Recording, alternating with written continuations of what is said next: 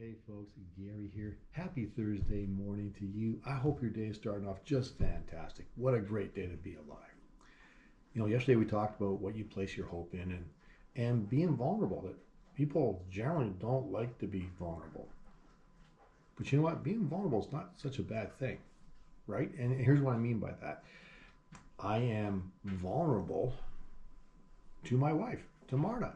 I really am, man. I lay it all out in front of her, and man, she could destroy me like that. But the thing is, I really love her, and that's the thing about marriage. If you're not vulnerable to each other, man, it's just not going to work out. If you're really guarded, that's going to be a horrible marriage, right? So you want to be vulnerable to each other. You want all my secrets. She knows all my secrets because why? Because I'm vulnerable to her and I love her, and so I trust her in that.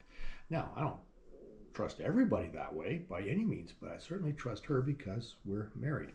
And so that's a really good thing. Well, even more so is our relationship with God, and it's being vulnerable to God.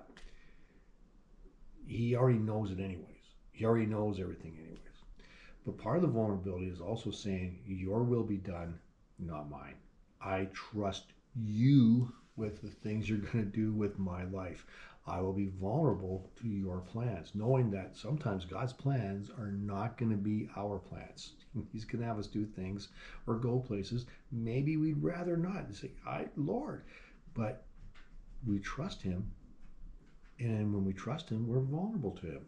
So continuing on with Psalm 25, we're going to look at verses 4 to 7, and it says this: Show me the right path, O Lord. So you show me the right path, God.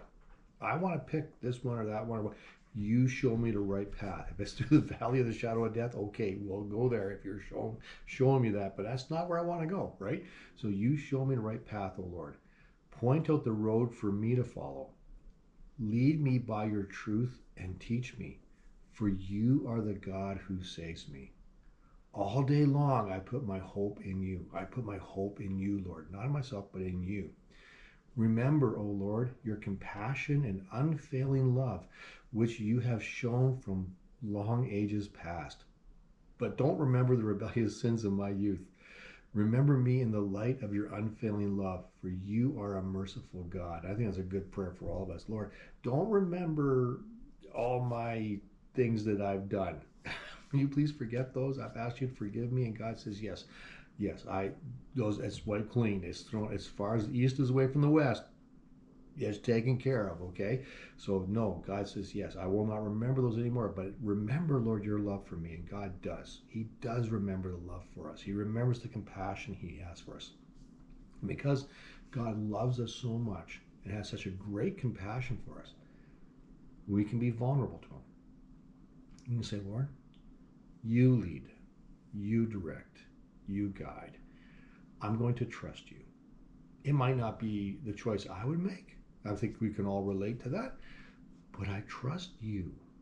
And I trust what you have for me. And I trust that what you decide is going to be so much better in the long run. And you know what? It really is. Because God is a good, good God. When we hold on to those reins or hold on to that steering wheel, can you imagine it'd be like if you're going down the road and someone was driving and you were trying to drive too and you're holding the steering wheel and they're holding the steering wheel? What a mess that would be. Instead, we just say, Lord, you lead, you guide. That sign that says God's my co-pilot? Nah. I don't want him being my co-pilot. I want him to be the pilot. I'll take the co-pilot seat. I'll sit over there because ultimately I'll steer us the wrong direction. So I trust God to steer. I trust God to fly the plane. I trust Him to be the pilot. I will be vulnerable to Him. And that's the way we ought to live our lives. Lord, what would you have for me today? Now, it doesn't mean you don't make decisions. God gives you the ability to make decisions. God has given you the authority to make decisions, and He's given you a responsibility to make decisions. But in your decisions, pray, Lord, what is your will? What is your desire? And then go with that and trust you're going with God. There you go. That's probably a lot for 5 minutes, but you'll never regret being vulnerable to God. That's just what I want to say. So have a fantastic day. Thanks for watching, and we'll see you tomorrow. So go out there and have a great Thursday.